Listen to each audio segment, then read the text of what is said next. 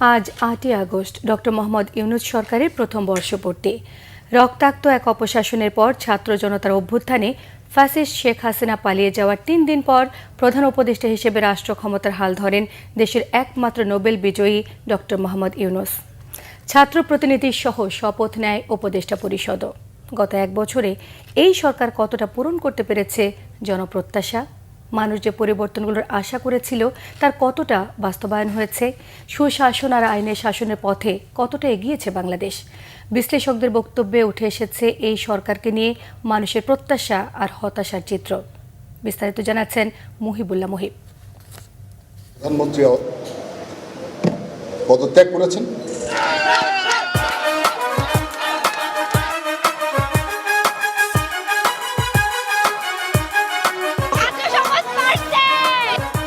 পাঁচ আগস্ট ২০২৪ ছাত্র জনতার এক বিস্ময়কর গণ অভ্যুত্থানে দেশ ছেড়ে পালিয়ে যান তৎকালীন প্রধানমন্ত্রী শেখ হাসিনা।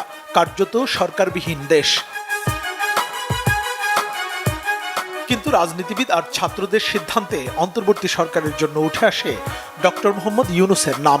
তখন তিনি ফ্রান্সের রাজধানী প্যারিসে সফর সংক্ষিপ্ত করে ৮ আগস্ট দেশে ফেরেন তিনি। বিমানবন্দরে তাকে স্বাগত জানায় ছাত্র জনতা। সেখানেই তিনি তাৎক্ষণিকভাবে জানান নিজের প্রতিক্রিয়া। এটা আমার কথা যদি না শোনেন আপনারা, তাহলে আমার প্রয়োজন এখানে নাই। আমাকে বিদায় দেন, আমি আমার কাজে থাকি, সেখানে আমি ব্যস্ত থাকি। ৮ আগস্ট রাতে বঙ্গভবনে তাকে প্রধান উপদেষ্টা হিসেবে শপথ পড়ান রাষ্ট্রপতি মোহাম্মদ শাহাবুদ্দিন।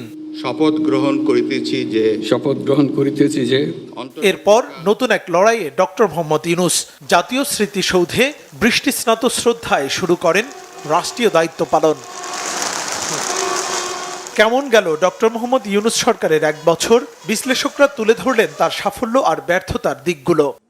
যেহেতু এই সরকারের শাসনের অনভিজ্ঞতা আছে আর কি, সুতরাং একটা অনভিজ্ঞ সরকার আমি বলবো মোটা দাগে ন্যূনতম শাসন আমরা পেয়েছি আর কি। একেবারে পুরো সিস্টেম ভেঙে পড়ে নাই। মানুষের যে প্রত্যাশা ছিল, হ্যাঁ, সেই প্রত্যাশা অনুসারে আসলে শতভাগ হয়নি আর কি। সেটা ধরেন আপনি আমি মনে করি তারা 25 ভাগ পর্যন্ত যেতে পেরেছে আর কি, এর বেশি নয়। বিশ্লেষকদের মতে বিপুল পরিমাণ বৈদেশিক ঋণ পরিশোধের পাশাপাশি মূল্যস্ফীতি নিয়ন্ত্রণে সফল হলেও নতুন কর্মসংস্থান তৈরিতে তেমন সফল উদ্যোগ লক্ষ্য করা যায়নি এক বছরে। হুন্ডি মার্কেটে একটা মন্দা যাচ্ছে, ওই মন্দাটার কারণ তো অর্থ পাচার বন্ধ হয়, কমে যাওয়া। মোটা দাগের যেগুলো অর্থ পাচার হতো এবং যে সমস্ত রাঘব বোয়ালরা এই কাজে ইনভলভ ছিলেন, তাদের মধ্যে অনেকে নিজেরাই পাচার হয়ে গেছে এবং ওখানে যে শূন্যতাটা তৈরি হয়েছে, যেটা আমরা দেখেছি যে বাজারে বা ঘাটে চাঁদাবাজিরও একটা শূন্যতা হয়েছিল জুলাই মাসে, অগস্ট মাসের, কিন্তু সেটা খুব দ্রুত পূরণ হয়ে গেছে। এই সময়টায় নানা দাবি দাওয়া নিয়ে বিভিন্ন মহলের আন্দোলন আর তথাকথিত মব জাস্টিস সরকারের উপর বাড়তি চাপ সৃষ্টি করে। আগামী বাংলাদেশ কেমন হবে তার রূপরেখা নির্ণয়ে গঠিত হয় বেশ কয়েকটি কমিশন। সব মিলিয়ে জাতীয় ঐক্যমত্য কমিশন গঠন হয় সংবিধান সহ দেশের শাসন, বিচার ও আইনের ক্ষেত্রে সংস্কার আনার উদ্দেশ্যে। দেশে বিদেশে নানা ষড়যন্ত্রের মুখোমুখি হন ডক্টর মোহাম্মদ ইউনূস। ভারতের রহস্যজনক ভূমিকা সত্ত্বেও দেশটির প্রধানমন্ত্রী নরেন্দ্র মোদীর সাথে দ্বিপাক্ষিক বৈঠক করেন ব্যাংককে। জাতিসংঘ অধিবেশনে যোগদান আর চীন ও জাপান সফরের মতো কার্যক্রম চালিয়ে আন্তর্জাতিক সমর্থনের পাল্লা ভারী করেন তিনি। একটা প্রতিযোগিতামূলক ও শক্তিশালী অর্থনীতি এবং ন্যায়ভিত্তিক সমাজ ব্যবস্থা গড়ে তোলাই এই মুহূর্তে আমাদের মূল লক্ষ্য। সবচেয়ে বড় দায়িত্ব অর্থাৎ নির্বাচন আয়োজনের ব্যাপারে তিনি ঘোষণা দেন গত বছরের বিজয় দিবসের প্রাক্কালে জাতির উদ্দেশ্যে দেয়া ভাষণে। সংস্কার ও নির্বাচনের প্রস্তুতি একই সঙ্গে চলতে থাকবে।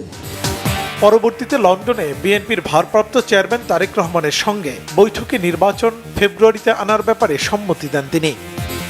সবশেষ ৫ আগস্ট রাতে জাতির উদ্দেশ্যে দেয়া ভাষণে নির্বাচনের প্রায় সুনির্দিষ্ট তারিখ ঘোষণা করেন ডক্টর মোহাম্মদ ইউনূস। আগামী রমজানের আগে 2026 সালের ফেব্রুয়ারি মাসে জাতীয় নির্বাচন অনুষ্ঠানের আয়োজন করেন। ডক্টর মোহাম্মদ ইউনূস সরকারের আরেকটি আলোচিত কাজ হচ্ছে একই দিনে ছাত্র জনতার কাঙ্ক্ষিত সেই জুলাই ঘোষণাপত্র ঘোষণা করেন জাতীয় সংসদের দক্ষিণ প্লাজায়। 5 আগস্ট 2024 সালে গণঅভ্যুত্থানে বিজয়ী বাংলাদেশের জনগণের আকাঙ্ক্ষার প্রতিফলন হিসেবে এই ঘোষণা প্রণয়ন করা হলো। সবশেষ বৃহস্পতিবার উপদেষ্টা পরিষদের বৈঠকে ডক্টর মোহাম্মদ ইউনূস জানান, সরকারের দ্বিতীয় ধাপ শুরু হয়েছে, আর তা হলো সুষ্ঠু ও অবাধ নির্বাচন আয়োজন করা। ডক্টর মোহাম্মদ ইউনূস সরকারের 1 বছর পার হয়েছে, আরও অন্তত 6টি মাস তিনি দায়িত্বে থাকবেন। এই সময় তিনি দেশকে সঠিক পথে পরিচালনার রোডম্যাপ বাস্তবায়নে কতটা সক্ষম হন সেদিকেই চোখ থাকবে সবার। মুহিবুল্লাহ মুহিব, বাংলা ভিশন, ঢাকা।